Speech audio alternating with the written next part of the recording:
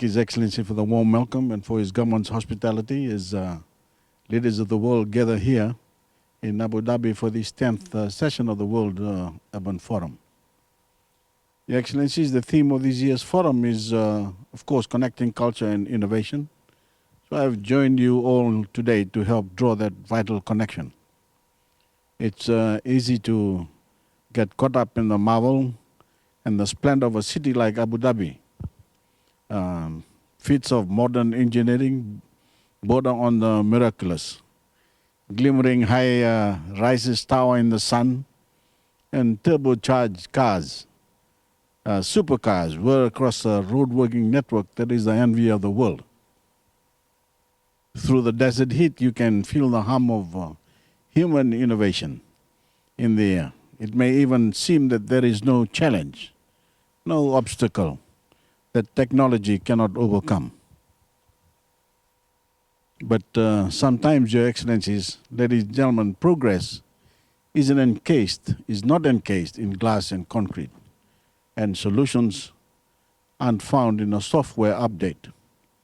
Sometimes it's best to take a step back from it all and take wisdom from our roots, our history, and our heritage.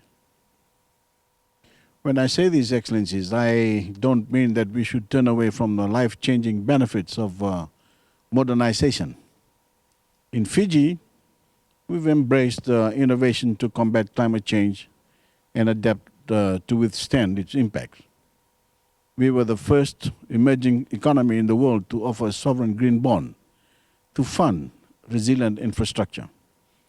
We've introduced a new bill that will rank among the world's most ambitious climate change legislation, and we've instituted a cutting-edge environmental levy on targeted consumer spend that is wholly dedicated to funding adaptation projects.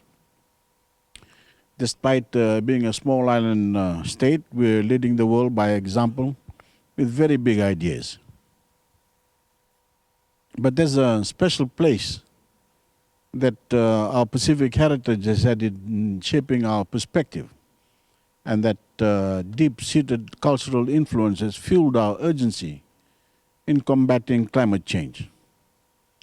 It, above all else, has inspired every innovation and ambitious action that we as a nation have embraced.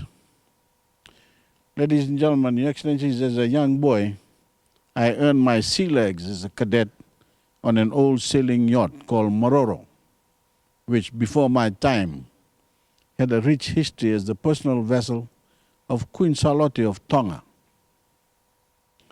Through my time learning the ropes on that boat, I remember passing many Fijian on their skiffs and dinghies and canoes, watching as they netted their catch to feed their families or sell at the market.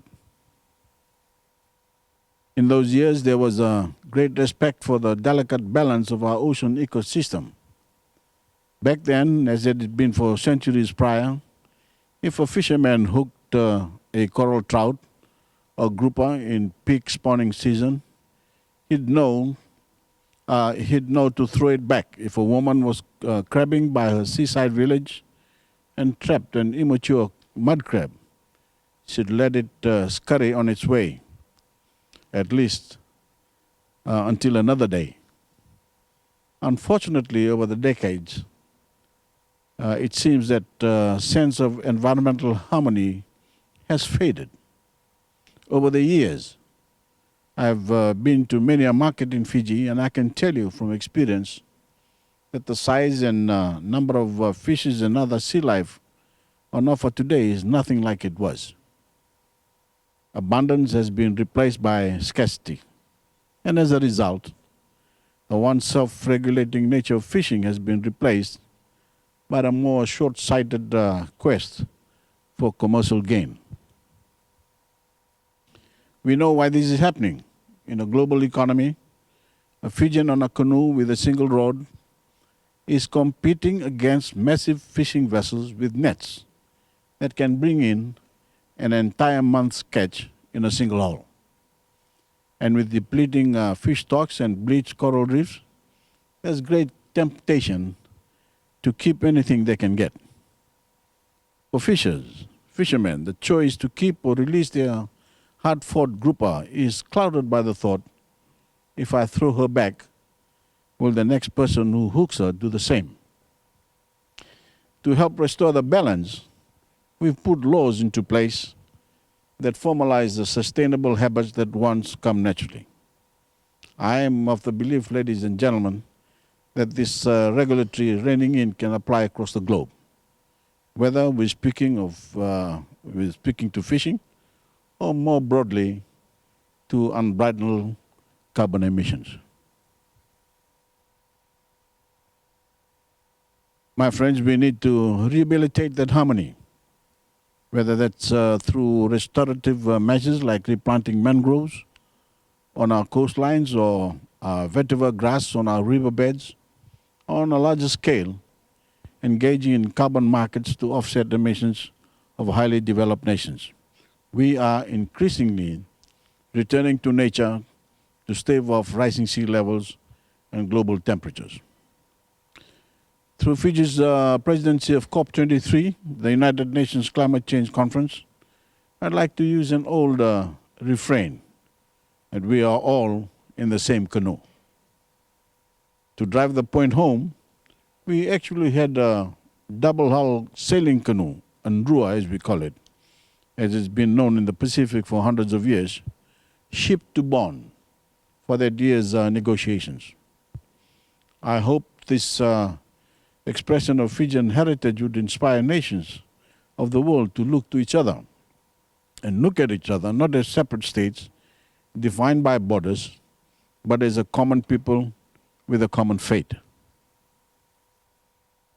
But after a number of disappointing outcomes from recent climate negotiations, mostly notably COP25 in Madrid, I've attended the phrase with an addition, Tuna Nima Lubu Nawanga.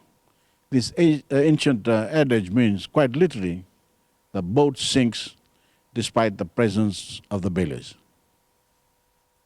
I want you to take that message to heart in the midst of climate crisis, that there are far too many so-called leaders in the world who are sitting passively as we sail, willfully ignoring the holes in our sinking canoe. With their vast resources and innovation, they have the ability to bail water, but instead, they're just enjoying the view. But for the sake of our future, we need to start bailing now.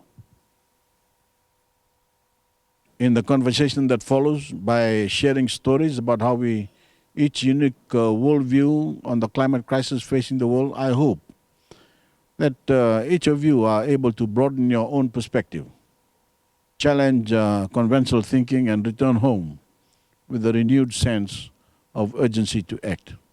Rather than allowing climate change to reshape our cultures, by working together, we can use our cultures to reshape climate change.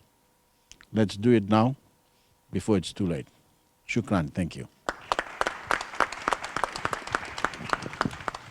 Thank you so much, Excellency, for those wise and inspiring and very sobering words, I must say. Thank you. Thank you very much again.